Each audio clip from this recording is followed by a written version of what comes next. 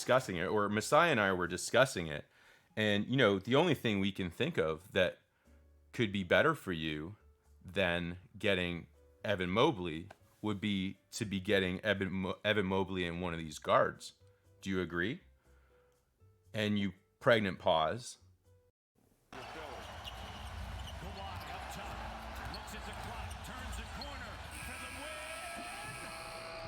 Today, Raptors episode 2, Raptors Offseason 2021, the cost of preserving culture. So if you watched my last video, I made a bit of a case for preserving culture, not because I think it should be done, even though I think it's a good strategy. I think it's the one that was endorsed by our VP and our GM in Toronto last year. And I'll recap that in a moment. I want you to comment on the playoffs for me, guys, and I want you to take a look at one story that I think is totally intriguing. This is with like Trae Young and Giannis down in a great playoffs going on. I want to actually put it out to you for the comments. What is going on with Kevin Durant literally calling into question the heart of legend and classy guy Scottie Pippen, who literally, I watched KD destroy in the playoffs as an individual. I watched Damian Lillard set a record for individual performance this playoffs, but I don't see either of those two guys in the finals. And I'm fairly certain that the Brooklyn Nets team that Scottie Pippen says Durant didn't use well is no longer present in the playoffs right now. So, you know, Stephen A and all these, you know, tight end Shannon Sharp might have you believe that they're out of the playoffs because, oh, tough luck, they had an injury. Every year, everyone has injuries, and they want to say, oh, you need a big three to win the playoffs. But the truth is, if you have a big three, it's a crapshoot because your salaries are all tied up in a big three, and if those guys get injured, you have no bench. In the case of Brooklyn, they totally had an amazing bench. They had guys on expiring contracts. They had guys on taking cheap deals. Same with the Lakers. They didn't have the bench to sustain a playoff run against other really well-built teams. Like, who amongst you can sit here right now and say the Hawks aren't a great freaking team? That's nutty. The Hawks are a fantastic team if you're watching the NBA. Who can say the Clippers aren't a great team even without Kawhi? They're looking fantastic. And they didn't even have Serge Ibaka this year. So I tell you this, Kawhi's going to exercise his option for next year. He's not going anywhere. And so is Serge Ibaka. They lost 2 champions this year, and they've made it really well using Zubac and Man. But the truth is, they get another kick at the can next year with the same team. Who can say that the Suns aren't deserving of being there? People bash the center position right now, but look at DeAndre Ayton, who they even bashed him being drafted because of Trae and Luka. Like, pretty crazy. Ayton's looking like a massive stud and a centerpiece on a team that will be back again because Chris Paul has a player option. It's crazy. And then who we got? The Bucks. Here's the thing. Pundits today are going to say that the Bucks are going to shit the bed. The Bucks are a very strong team, even without Giannis, but Giannis is crazy. There's no doubt about it. So we'll see how deep the Bucks can be with Giannis not playing for sure. Anyway, let's get to the video. It's going to be long, guys. That's why I ask that if you don't mind, please do like and subscribe. Honestly, it's only like my second video with this kind of content. I'm going to try and do a good job of making it slightly interesting for you guys and not just me standing here talking. So please do sub, do all that stuff, like, subscribe. The little bell will tell you when I put stuff up. And I have a couple more rants I want to go on about the Raptors offseason. And then if you guys like, comment, do all that stuff, you can let me know if you want me to look at your favorite team and things like that. So let me know if you want me to do other videos. Comment, hit the alert bell, all that stuff.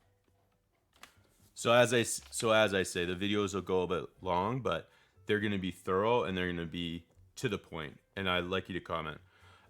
So let's get to the first thing here. So basically, last time I talked a lot about culture and mentors and how the actions that Bobby and Masai took at the trade deadline last year, um, in large part because of some factors that led to a not so ideal season, led to them trading Norman Powell and two other guards in order to make sure they took full advantage of that season, not being one they could make a title run in, they figured.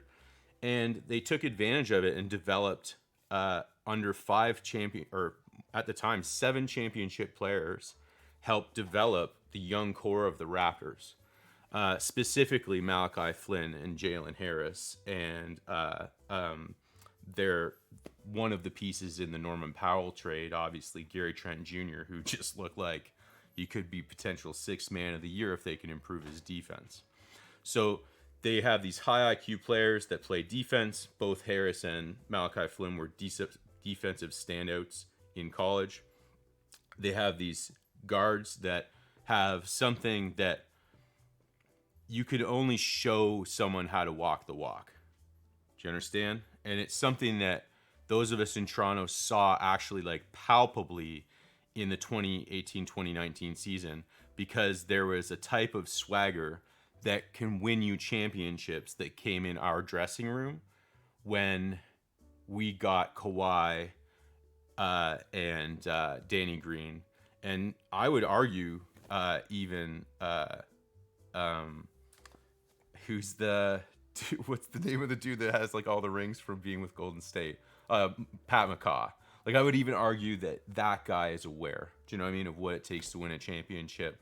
Whether or not he's a starter or not is obviously debatable. Anyhow, the point being, we're going to talk about a few things that can be done, but I made an argument that Kyle's not going anywhere. Like, the best value you can get for Kyle is not in a sign and trade. It's to have him keep mentoring these players and keep as a core player. Kyle's still playing at an elite level. He's a starting freaking point guard on any freaking team in the NBA. Like, no problem.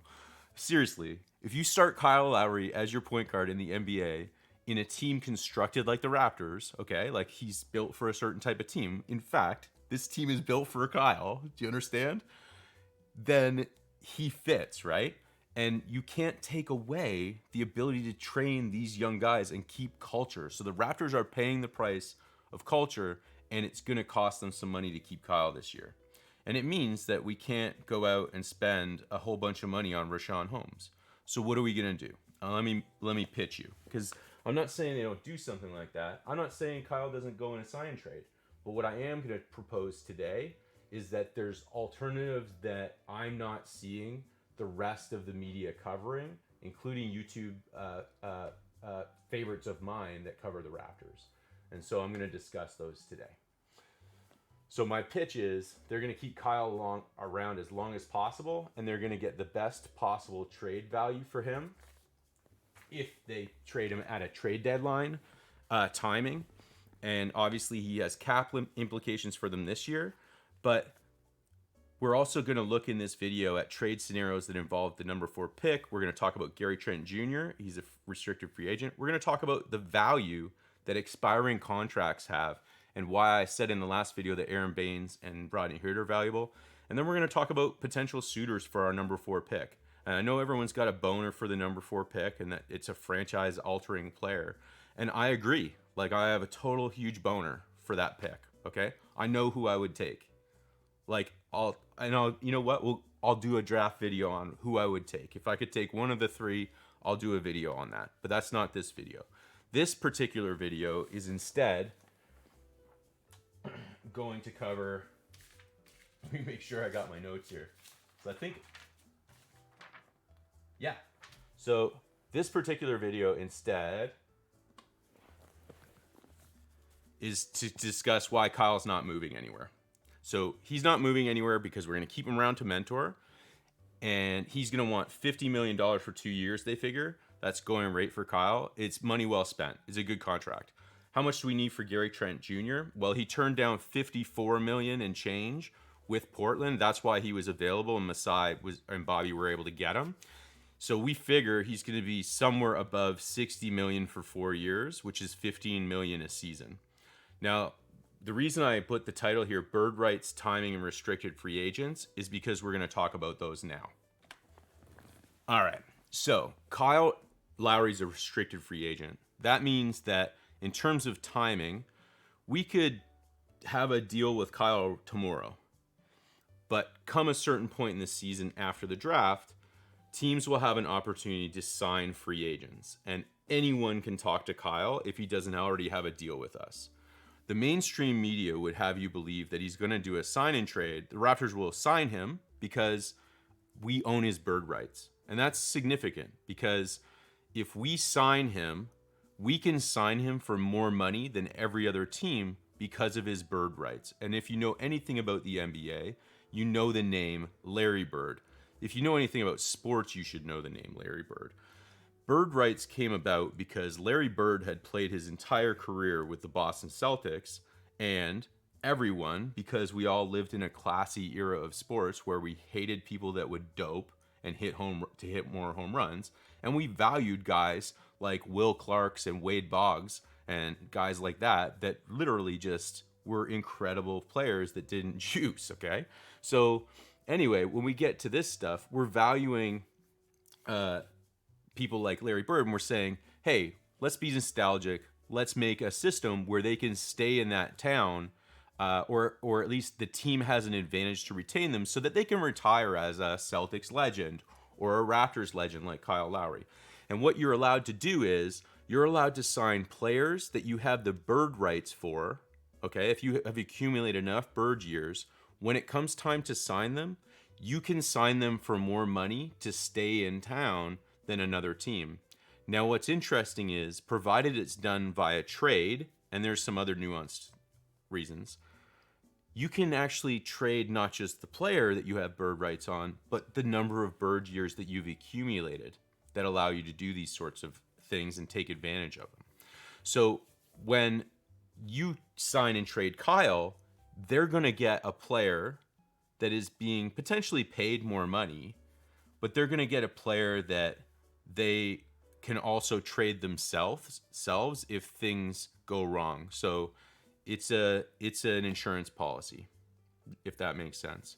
And they can exceed the cap when these sorts of things are done, or they usually would ship out their expiring contracts to you because you're rebuilding. The problem is the Raptors aren't rebuilding. And let me get to my next point to show you that. But first of all, Kyle is a free agent, so know that. We can sign him for more than anybody else. The same can be said for restricted free agents. Now, some of you are hockey fans, and you've asked me to talk about this. So a restricted free agent in hockey, it's the same in the sense that the free market of the league will decide the value of that restricted free agent, especially a young one like Gary Trent Jr. So the league can offer sheets to this player. Now, in hockey, if the team, the Raptors in this case, does not want to match the offer sheet, in hockey, that team gets compensation in the form of draft picks. In the NBA, that's not the case. What the Raptors got back when they traded Norman Powell, in addition to Rodney Hood's contract, which we will talk about how to use it later, is the chance to be lucky. They took a chance and said, hey, Normie's going to be north of 20 million a season. Are we better off to spend our money on a young guy like Gary Trent Jr. and hope that he settles for something north of 15 million a season? So they might have to budget. And the thing is, they might decide he's worth it all the way up to 20. They might even say they see a higher ceiling for him than Normie. They might offer him north of that.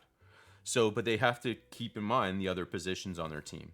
Anyway, I think that explains restricted free agents, the timing of the thing, and the bird rights. And the last thing I'll say on timing is discussing these contracts is too early. It's not time yet. There's something to be done first, right now, during the playoffs, for teams that are out of it, like the Raptors already.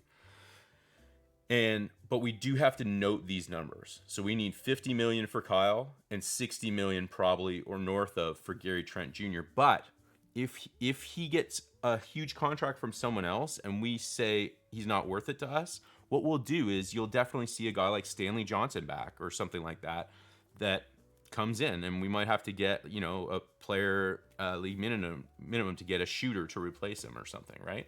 So, or work on Bembry more. So we can do that kind of stuff. Anyway, let's move on to the next thing because I think that makes sense. But those are key concepts. Don't forget about them. So the next thing we're going to take a look at is this bullshit, because a lot of you called me bullshit on this. And this is not bullshit. So we talked about the contracts of Hood. I suggested that the contracts of Baynes and Hood are not just something that you say, oh, well, we'll get those off the books because they're not guaranteed. So guaranteed contracts in the NBA are an asset, and here's why. So these men have been paid all the money that the Raptors need to pay them. So they could walk away from their next years. And if you go up to the screen and check, you'll see that Aron Baynes is slotted in to 2021-2022 cap as $7 million and change, and Rodney Hood's around $10 million, closer to 11. And the Raptors, theirs aren't guaranteed contracts, so they can walk away from them. And that's what I see everyone on YouTube talking about. But the truth is, the Raptors would miss an opportunity if they simply walked away from them.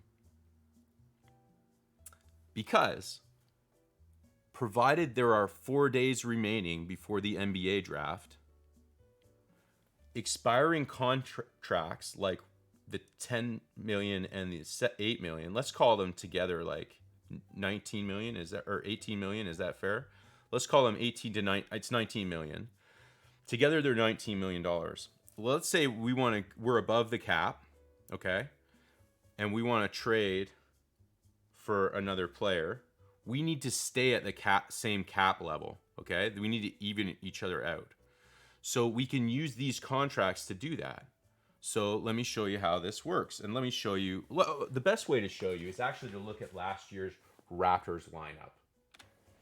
But before I show you the lineup, I just want you to ask yourself a question.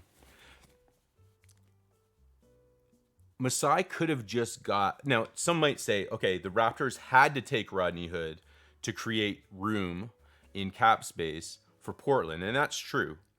But do you think that Masai only took Rodney Hood's contract and he's golfing and he's over in Africa doing some training camps, and he and Bobby Webster aren't discussing the fact that, hey, we only have until 4 days before the draft.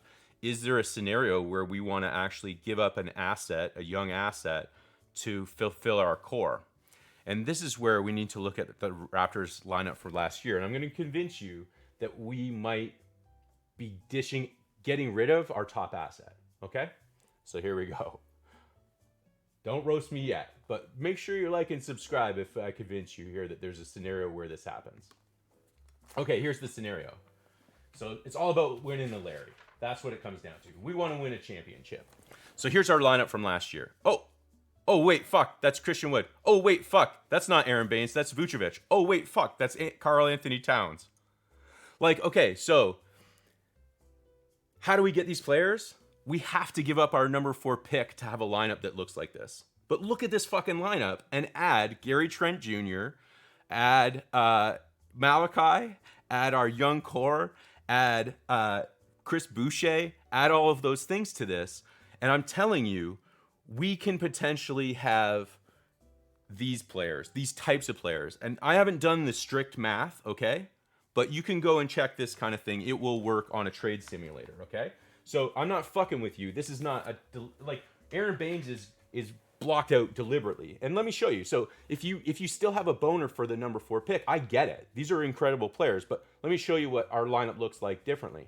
Would you rather have what's showing now, or would you rather have this?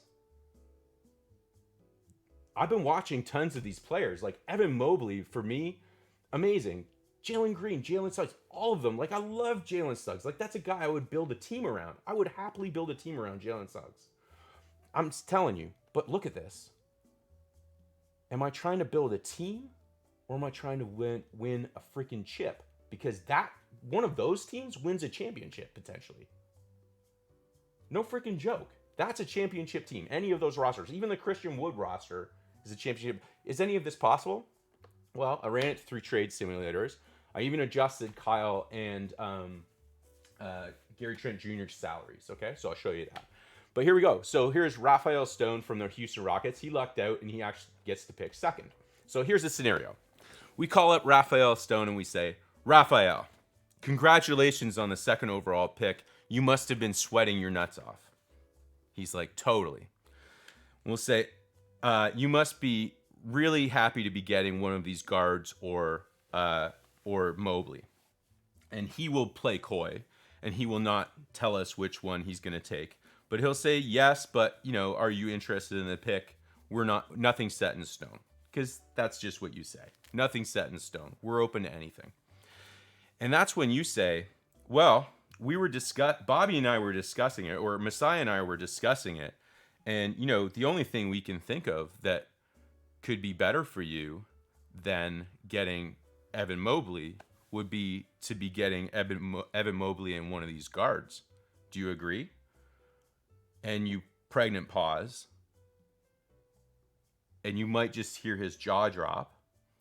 And he'll say, what are you thinking? And what we'll say is, well, we're thinking you need to take an expiring contract from us. And we're thinking you need to give us either the 2024 or the 2024-5 Brooklyn first rounder. You can choose, but it won't interfere with your very quick rebuild after getting 2 franchise-altering players in the same year. And obviously, we're going to go for it this year, so we want Christian Wood. And I think you might have yourself a deal. And I'm not kidding you. Look at the lineup with Christian Wood in it and add our bench.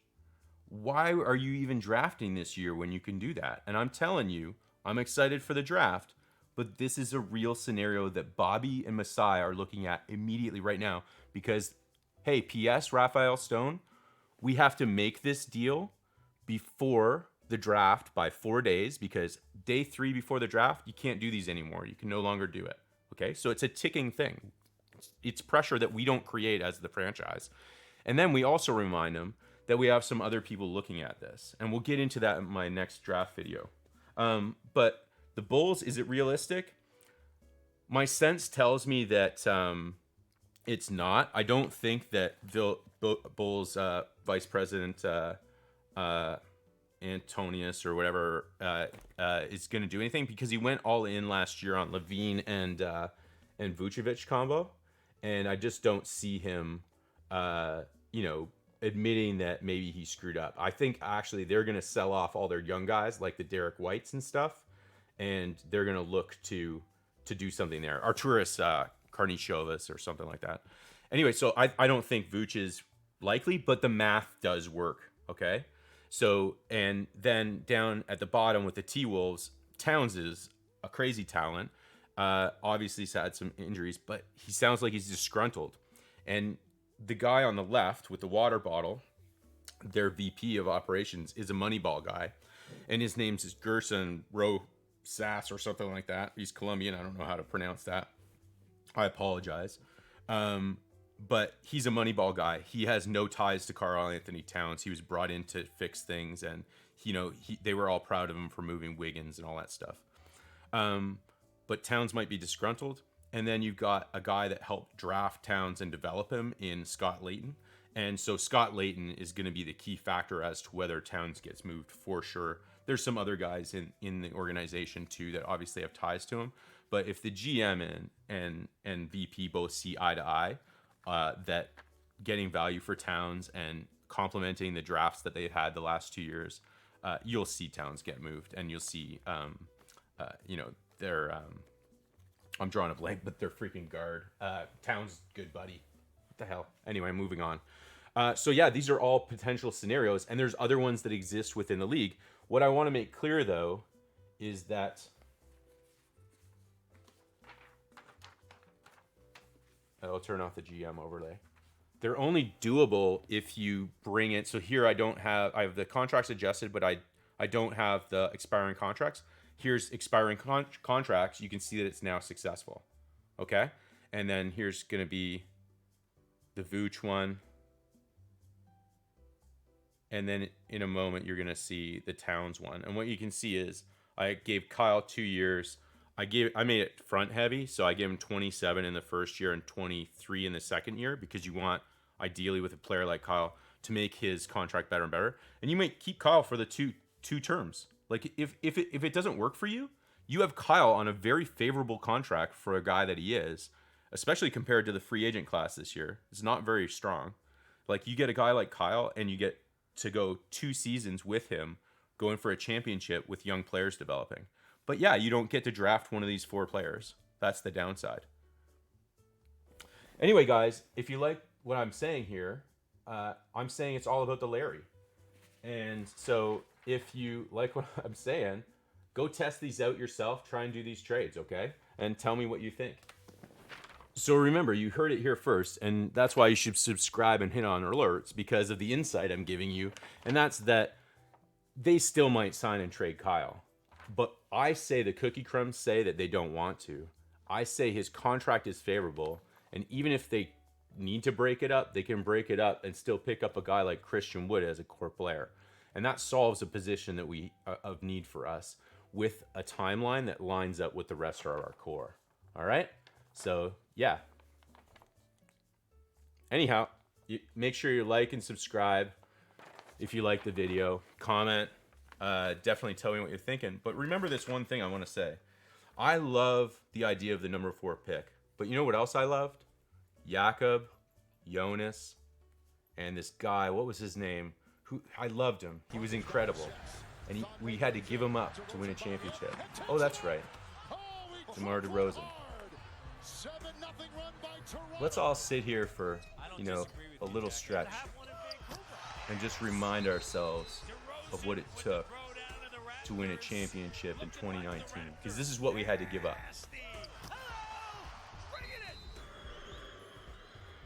And he was so much better than just one play. Or 10 plays here. Look at this.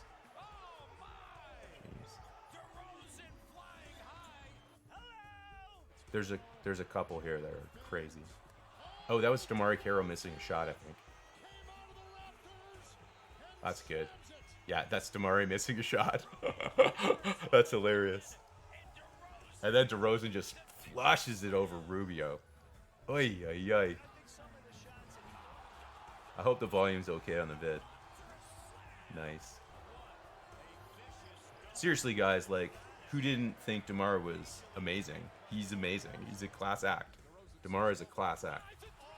And I hope he gets paid this year.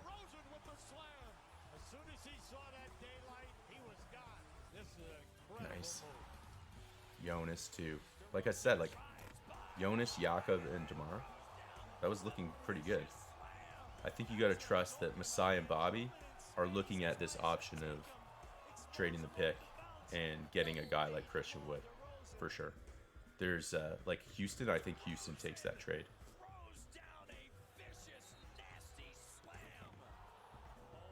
Amazing. So, guys, I hope you don't feel like the video's too much here, but I'm probably not going to change it. Like, they're all going to be long, and I hope you get something out of them. Love to hear your comments and suggestions. Look at that. Is that like Mozgov or something? Yeah. Oh, who's this guy? Looks like the small forward. Oh, no. Who is that? 43 from Detroit. Nice. Oh, 2018. You see, like, Drummond and guys like that. Anyway, guys, be well. I hope you enjoyed the vid. Cheers. This is Chef's Kiss approved. Mwah!